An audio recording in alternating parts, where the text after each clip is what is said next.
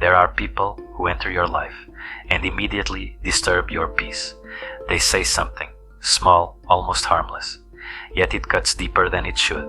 A tone, a glance, a gesture, and suddenly something ancient inside you trembles. You tell yourself it's their fault, their arrogance, their coldness, their judgment. But Carl Jung would whisper, look closer, for often the ones who trigger us are mirrors, reflecting back the parts of ourselves we've buried, denied, or feared. They are the living symbols of our own shadow, not enemies, but messengers, not accidents, but revelations waiting to be seen. Every time your heart flares in anger, every time you feel that sharp sting of irritation or envy, something sacred is being revealed beneath the noise. It's not about them, it's about you. There is a story behind that reaction, a forgotten wound, a silenced truth, a self you once were told not to be, and so you locked it away. But what you repress does not die. It hides, waiting for reflection. And when another person shines that same forbidden light, the shadow wakes, demanding to be seen again. Imagine standing before a mirror, but instead of your face, you see every emotion you've refused to feel, the rage you swallowed to keep peace, the sadness you buried beneath a smile, the envy that hides beneath false humility. The world, Jung said, is filled with mirrors. We do not meet people by accident. We meet them to see what we could not see alone. And so, the ones who make you flinch might be the ones who show you where you're still not free.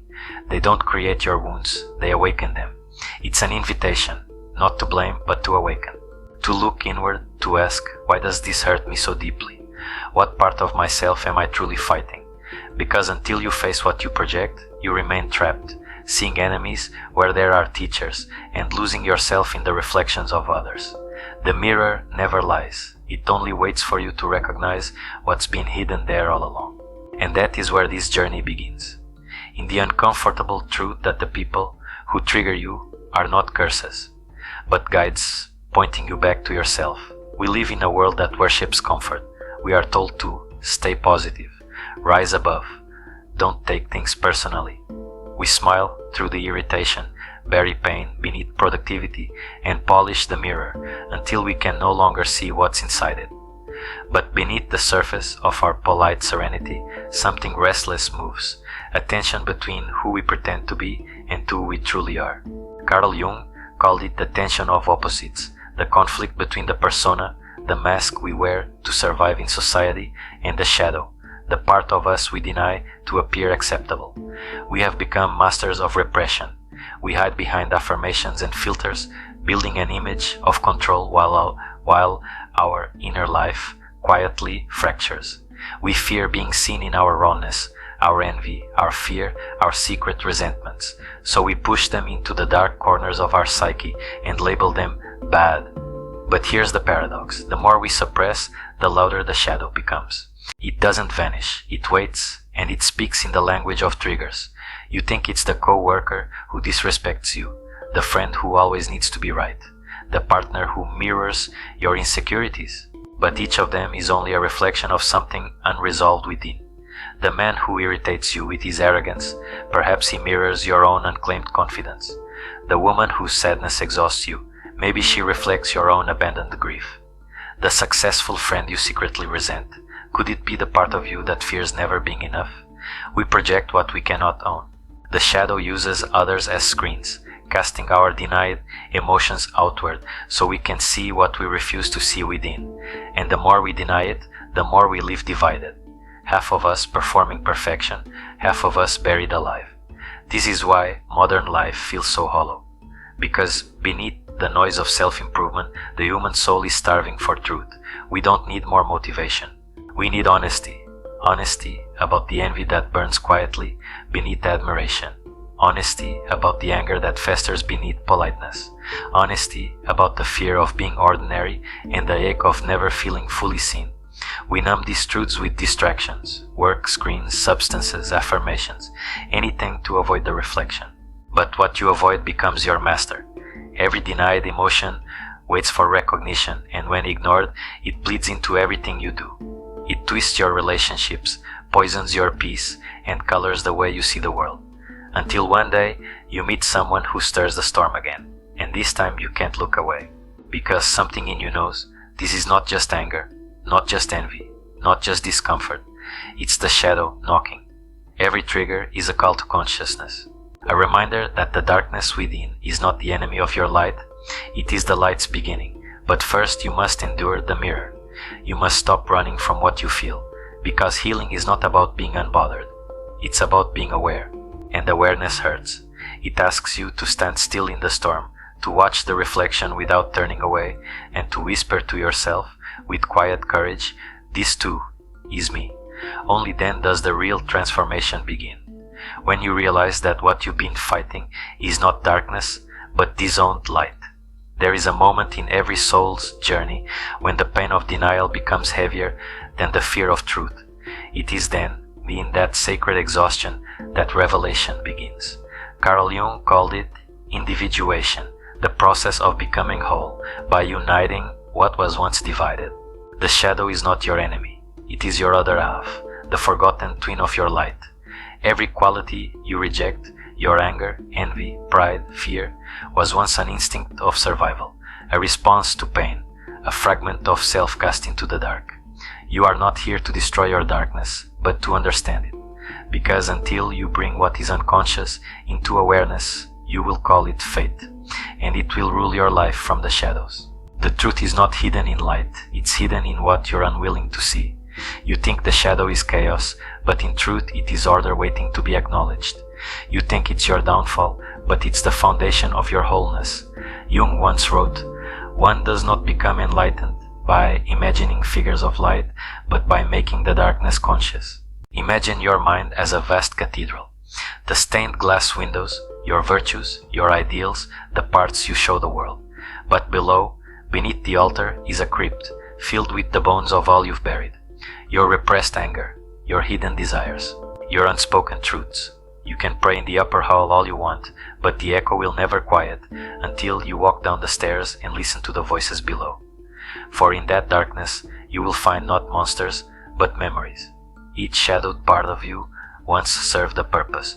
It protected you from pain, rejection, shame. It learned to hide so you could survive. But survival is not living, and so the shadow begins to stir, not to haunt you, but to free you. The people who trigger you are mirrors reflecting these exiled fragments.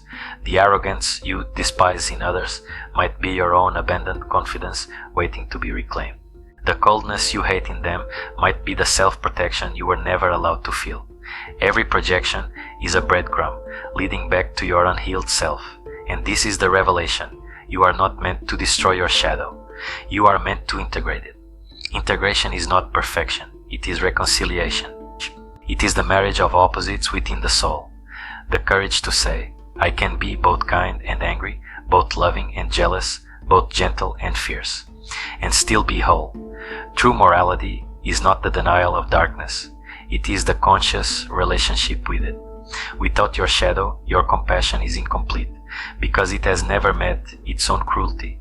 Your strength is fragile, because it has never faced its own fear. Your love is naive, because it has never touched its own hate. To integrate the shadow is to become vast, to hold both light and dark in the same breath, and no longer tremble at either. This is the essence of Carl Jung's philosophy, that enlightenment is not an ascent, but a descent, a journey downward, into the soil of the soul where every disowned part waits to be seen. And when you finally look without judgment, when you see yourself fully, both the divine and the broken, the noble and the petty, you discover something quietly miraculous. You can forgive, not because the past was right, but because you understand it now. You can love, not because you are pure, but because you are real. And the mirror, once a torment, becomes a window. You see others not as threats, but as travelers, each carrying their own reflection, their own shadow, their own longing to be whole. In that understanding, something ancient dissolves. The war within ends. For the first time, you are no longer triggered. You are aware. And awareness is freedom. Awareness is the first light that breaks through the cave of the unconscious. But light alone is not enough. You must learn to live with what it reveals. To integrate the shadow is not to analyze it from a safe distance. It is to walk beside it every day. It means when anger rises, you do not exile it again under false calm. You breathe, You listen. You ask, what is this trying to show me? When envy appears, you don't drown it in guilt. You trace its shape and find the longing beneath it, the part of you that still dreams of expression. This is real spirituality, not escape, but embodiment, not running from your flaws, but turning them into teachers. Jung wrote that the shadow is a tight passage, a narrow door whose painful constriction no one is spared. To pass through that door requires humility and courage. Humility to admit that your righteousness is incomplete, that you are capable of cruelty, that you are not the saint your ego pretends to be, and courage to look into that mirror and stay, to feel the heat of shame, the sting of guilt, and not run back into distraction. This is why so few transform, because true transformation feels like dying. You must shed the identity built on rejection, the image of being good, spiritual, strong. You must let that crumble. Only then does the authentic self begin to breathe. In relationships, this means seeing the mirror before reacting. When someone triggers you, pause before you speak. Ask yourself, what is this revealing about me? Maybe it's not their arrogance you hate, but your own fear of being insignificant. Maybe it's not their coldness, but your own buried need for love. When you see this, compassion replaces judgment, not because you excuse their behavior, but because you understand your reflection in it, and understanding softens everything. Leaders who integrate their shadows no longer dominate through ego. They lead with empathy, aware of their own darkness, and therefore more merciful with others. Lovers who integrate their shadows stop demanding perfection. They stop projecting unmet needs onto their partners. They begin to love not for completion, but for communion. Even solitude transforms, no longer a punishment. It becomes a sanctuary for integration. Time alone becomes time with your depths. You sit with your thoughts until they no longer scare you. This is how the shadow becomes strength. When you cease to fear your anger, it transforms into passion. When you cease to fear your envy, it becomes motivation. When you cease to fear your sadness, it becomes depth. Everything you once rejected returns with a different face, not as enemy, but as power reclaimed. The integration of the shadow does not make you flawless. It makes you real, and reality is magnetic, because when a human being lives in truth, their presence becomes medicine. They walk through the world with a calm gravity, no longer hiding behind masks, no longer fighting reflections. They no longer need to be right, only whole. And people feel it. That quiet wholeness, that absence of pretense. It's not loud, it doesn't preach, it simply is. The one who has faced the mirror radiates something the world forgot. Peace that isn't naive, compassion that isn't weak, light that knows its own darkness. That is transformation, not perfection, not purity, but integration, the sacred union of all that you are. And from that union, a different kind of power emerges, the power to see, to forgive, to remain steady in the presence of every mirror life shows you. There comes a silence after the storm, not the silence of emptiness, but the silence of understanding. You begin to realize nothing was ever against you. Every person who provoked you, every conflict, every disappointment was a mirror, patiently revealing the unfinished story within you. They were not there to hurt you, but to complete your reflection. Carl Jung said, until you make the unconscious conscious, it will direct your life, and you will call it fate. But once you see, truly see, the spell breaks. You stop blaming fate. You stop fighting life. Because you understand, life has only ever been showing you yourself. The people who trigger you are not intruders.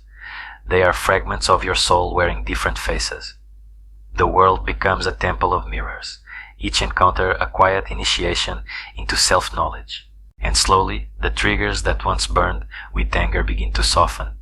You feel irritation rise, but it no longer controls you. You pause, breathe, and smile with quiet recognition. I know this reflection. That's the beginning of wisdom, not detachment, but intimacy with what is. You stop needing everyone to change because you have changed. You've met the shadow, and it no longer frightens you.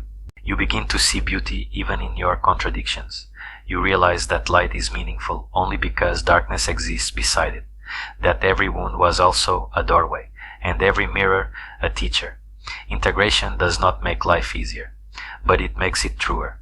And in truth there is peace, not the peace of silence, but the peace of wholeness, where nothing is denied and nothing is wasted. You stand before the mirror once more, but this time you do not flinch. You see the child, the lover, the enemy, the dreamer, and you bow to them all. Because they were all you. The journey ends where it began, in reflection, but now the reflection is clear, not perfect but honest, and honesty is freedom. So when someone triggers you tomorrow, pause before you react. Look into that mirror and whisper, "Thank you for showing me where I still need to heal." And then walk away, lighter, wiser, whole. For the greatest act of love is not to find light elsewhere, but to recognize that even your darkness was trying to lead you home.